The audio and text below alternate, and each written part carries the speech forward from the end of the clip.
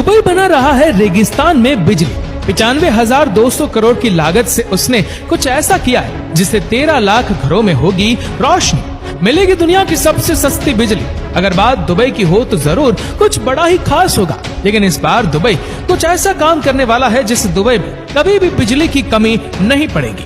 आज के इस वीडियो में हम बात कर रहे हैं ऐसे प्रोजेक्ट के बारे में जिससे यूएई की बिजली की कमी हमेशा के लिए पूरी हो जाएगी। यूएई को हमेशा से ऊंची ऊंची बिल्डिंग और शानदार इंफ्रास्ट्रक्चर के लिए जाना जाता है और यूएई के विकास की सबसे बड़ी वजह है तेल। लेकिन यूएई ये जानता है कि बहुत जल्द उसकी जमीन तेल उगलना बंद कर देगा।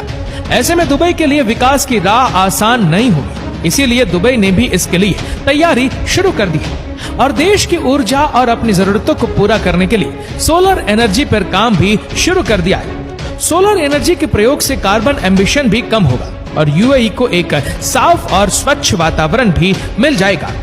यूएई सोलर एनर्जी से बिजली प्राप्त करने के लिए 95,200 करोड़ की लागत से एक सोलर पार्क तैयार कर रहा है, जिससे न सिर्फ वो अपनी ऊर्जा संबंधी जरूरतों को पूरा कर पाएगा, बल्कि अपनी इकोनॉमी को स्थिर करने में भी ये उपयोगी होगा। ये पार्क दुबई के रेगिस्तान में यूएई के प्रधानमंत्री मोहम्मद बिन राशिद अल मक्तूम के नाम पर बन रहा है। इस प्रोजेक्ट का फर्स्ट फेज 22 अक्टूबर 2013 से काम कर रहा है। इस कार्य से 13 मेगावाट बिजली का उत्पादन आज की तारीख में हो रहा है। इस फेज में 1,52,000 फोटोवोल्टिक सेल और 13 ट्रांसफार्मर्स को जोड़कर इन्वर्टर तैयार किया गया है। और आपको जानकर हैरानी होगी कि केवल फर्स्ट फेज के चालू होने से ही वार्षिक कार्बन एम्बिशन में 15,000 टन की कमी आई है। 20 मार्च 2017 को शेख मोहम्मद बिन राशिद ने इस प्रोजेक्ट के दूसरे फेज को लॉन्च किया। ये उस क्षेत्र में अपनी तरह का पहला और सबसे बड़ा प्रोजेक्ट है।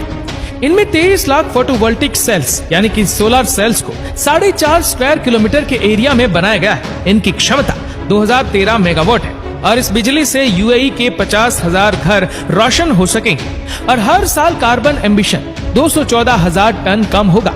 यानी कि ये बिजली रोशनी तो देती है, साथ ही पर्यावरण को भी साफ रखती है। तभी तो सोलर एनर्जी को ट्विन एनर्जी या ग्रीन एनर्जी कहा जाता है। इस कार्य से प्राप्त बिजली के नाम एक वर्ल्ड रिकॉर्ड भी है और वो है दुनिया की सबसे सस्ती बिजली का।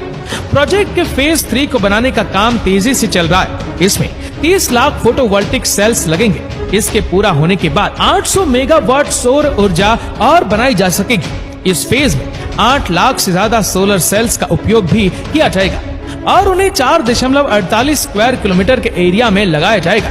और इस फेज के बनने के बाद बिजली की दर 2.2 रुपए प्रति यूनिट तक कम हो जाएगी। 4 फेजेस का काम पूरा होने के बाद ही प्लांट की क्षमता कई गुना बढ़ जाएगी। चौथे फेज में बिजली उत्पन्न करने के लिए 3 टेक्नोलॉजी का इस्तेमाल किया जाएगा।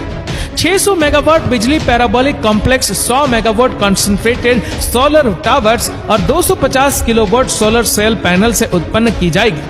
प्रोजेक्ट के चौथे फेज में कई नए आयाम स्थापित हुए, जिसमें सबसे खास है दुनिया का सबसे ऊंचा सोलर टावर, जिसकी ऊंचाई 260 मीटर है। इसके अलावा यहाँ दुनिया की सबसे ज्यादा थर्मल एनर्जी को स्टोर किया जा सकता है, यानी कि 15 घंटे के बैकअप पावर की कैपेसिटी है। इस वजह से इस कार्य से हमेशा नॉन स्टॉप एनर्जी मिल सकती है और इसके साथ ही सबसे सस्ते दरों पर बिजली का रिकॉर्ड भी इन्हीं के नाम है। इस प्रोजेक्ट में बिजली बनाने के लिए समतल दर्पण, जिन्हें हेलियोस्टेटस भी कहा जाता है, इसका इस्तेमाल होता है। सूरज की ऊर्जा से मोटन सोल्ट गतिशील होगा, जिसकी वजह से जो गर्मी पैदा होगी उससे स्टीम टरबाइन काम करेगी और उसके बाद बिजली बनाई जा सकेगी। प्लांट में एनर्जी का स्टोर बैटरी के बजाय हीट यानी कि ऊष्मा के तौर पर होगा। इलेक्ट्रिकल एनर्जी के स्टोर करने की तुलना में थर्मल एनर्जी स्टोर 10 गुना सस्ता होता है। यानी कि थर्मल एनर्जी को स्टोर करना इलेक्ट्रिकल एनर्जी को स्टोर करने से 10 गुना सस्ता होता है और इस वजह से सूरज की रोशनी न होने पर भी प्लांट बिजली का उत्पादन कर सकेगा। यूएई इस प्रोजेक्ट को सफल बनाने के लिए काफी कोशिशें कर रहा है। उसका उद्देश्य 2050 तक यूएई को ग्रीन एनर्जी बेस्ड कंट्री बनाना है। इसके लिए प्राइवेट और कॉर्पोरेट सेक्टर से भी मदद ली जाएगी। 4 फेज का काम पूरा होने के बाद भी प्लांट की क्षमता 1963 मेगावाट बिजली का उत्पादन कर पाएगा। मोहम्मद बिन राशिद अल मक्तूम सोलर पावर को 2030 तक 5,000 मेगावाट बिजली पैदा करने में सक्षम हो जाएगा। लेकिन दोस्तों, यहाँ एक समस्या भी है। प्लांट जो है वो रेगिस्तान में बन रहा है और रेत इसकी सबसे बड़ी समस्या बन सकती है। मॉड्यूल्स पर रेत जमने से प्लांट की क्षमता पर असर पड़ सकता है, लेकिन हम बात यूएई की कर रहे हैं और यहाँ हर समस्या का समाधान पहले ही ढूंढ लिया जाता है। यहाँ की धूल साफ करने के लिए तैयारी कर ली गई। ड्राई रोबोटिक क्लीनिंग सिस्टम के जरिए हर रेत को तुरंत साफ कर दिया जाएगा। देखा आप किस तरह यूएई अपने खाली वीरान पड़े रेगिस्तान का उपयोग करके देश में उजाला कर रहा है। सोचिए, ये जो सोलर एनर्जी पावर प्लांट बन रहा है, ऐसे अगर सैकड़ों पावर प्लांट दुबई ने एस्टेब्लिश कर दिए तो ऐसी स्थिति में वहां पर एनर्जी पूरी तरीके से 100% ग्रीन एनर्जी बेस्ड कंट्री बनने से दुबई को कोई नहीं रोक सकता। हो सकता है वो बिजली बेचने का काम भी शुरू कर दे, क्योंकि रेगिस्तान की कमी तो है नहीं वहाँ पर, और सोलर एनर्जी ऐसी है जो कि फ्री में इजीली दुबई में मिल जाती है रेगिस्तानों की वजह से।